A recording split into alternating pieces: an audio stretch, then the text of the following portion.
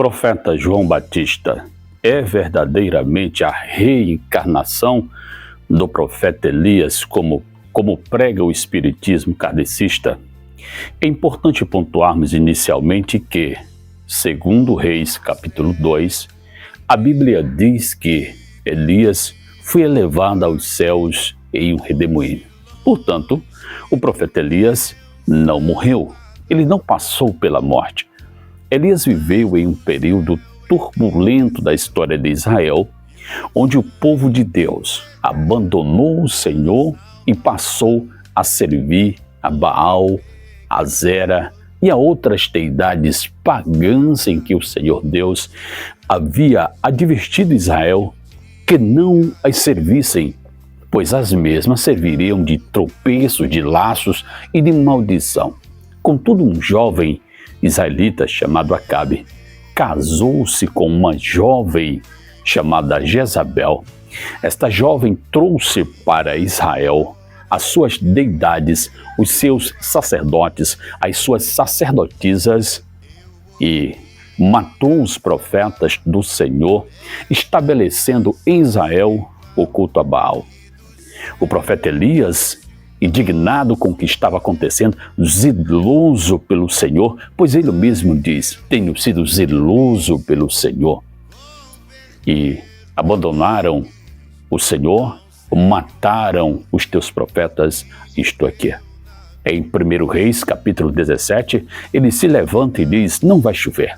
Nós vemos que, de acordo com a palavra do profeta, 3 anos e meio não choveu no território de Israel, até que Deus ordenou que ele voltasse, reconstruísse o altar, e Deus trouxe a sua presença e todos os profetas de Baal e de Azera foram mortos.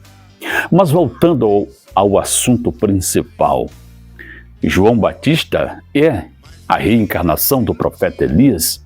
É preciso entendermos que, ainda em 2 Reis capítulo 2, o profeta Elias, sabendo que estava para ser arrebatado, ele disse ao seu sucessor Eliseu: pede-me o que quiseres, antes que eu seja tomado, e te será feito.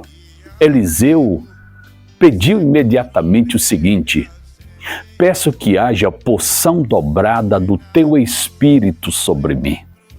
Ora, ele não estava falando de reencarnação, ele estava conversando com Elias. Os dois estavam conversando ali e Eliseu disse: peço que haja porção dobrada do teu espírito sobre mim. Logo, Eliseu sabia que quem usava Elias, quem dava poder a Elias, é o Espírito de Deus e não um processo de reencarnação para que a pessoa atinja o karma, como prega o espiritismo kardecista. Então, dá-me da porção dobrada do teu espírito. Para entendermos isso, nós precisamos mencionar também Números capítulo 11, quando o Senhor Deus pediu para que Moisés reunisse 70 anciãos. E do Espírito que estava sobre Moisés, o Senhor Deus derramaria ou colocaria sobre aqueles homens para que eles tivessem conhecimento, tivessem habilidades para ajudá-lo na obra do Senhor. O Espírito Santo que estava sobre Moisés, que seria também colocado sobre aqueles homens para que eles profetizassem e fossem auxiliar de Moisés no julgamento das causas de Israel. A Bíblia Sagrada, quando fala sobre a questão de Moisés e Elias, ainda que em Lucas, nós encontramos a Bíblia falando que viria no espírito de Elias. Quando nós olhamos para 2 Reis, quando nós olhamos para Números, é aí que nós iremos entender que não seria a reencarnação, seria o mesmo Espírito, seria o mesmo poder que estava sobre Elias, a mesma virtude seria colocada sobre João Batista, haja vista que ele também profetizou, ele também pregou a palavra em um momento difícil a ponto dele se dirigir ao povo de Israel e dizer: raça de víboras, quem vos ensinou a fugir da ira futura? Chamava-os de raça de víboras, dada a situação da época. O escritor aos Hebreus escreveu: porque aos homens está ordenado morrer uma vez, vindo depois o juízo. Em 1 João capítulo 1 e versículo 7 está escrito: se nós andamos na luz como ele na luz está, temos comunhão uns com os outros, e o sangue de Jesus Cristo, seu Filho, nos purifica de todo pecado. Logo, alguns pregam que é preciso fazer caridade, fazer bondades para que possa alcançar a salvação. Fazer bondades é importante, mas ninguém poderá ser salvo por conta de bondades. Logo, a reencarnação já não existe. Biblicamente, ela não existe. É só nós pegarmos a Bíblia, conhecermos a Bíblia.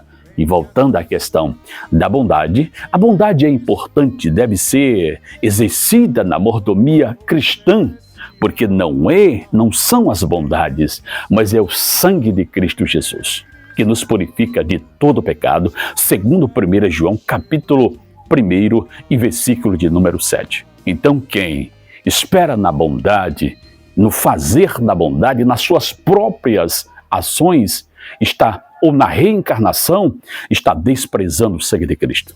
O que a Bíblia nos ensina é que o sangue de Jesus Cristo nos purifica de todo pecado. Os kardecistas pregam que a pessoa vai reencarnar até encontrar a perfeição. Em Cristo, nós encontramos a perfeição. Quando alguém busca esta questão de reencarnação para ter a perfeição, simplesmente está negando o poder, a eficácia do sangue de Cristo, desprezando o sangue de Cristo, desprezando a morte de Cristo, abrindo mão daquilo que Jesus conquistou como um sacrifício perfeito por nós na cruz do Calvário.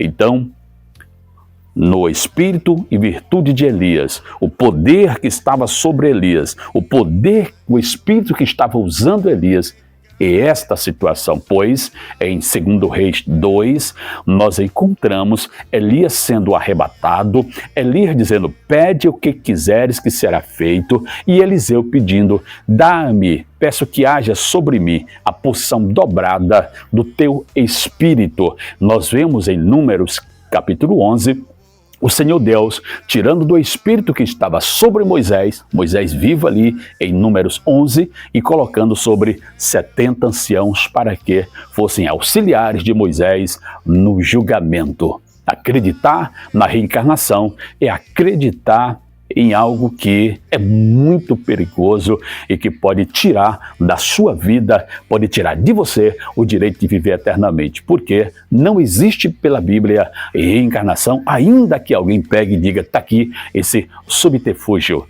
Hebreus diz: aos homens está ordenado morrer uma vez, vindo depois o juízo. Então quem nos purifica é o sangue de Cristo, jamais a reencarnação. Oh, quão sério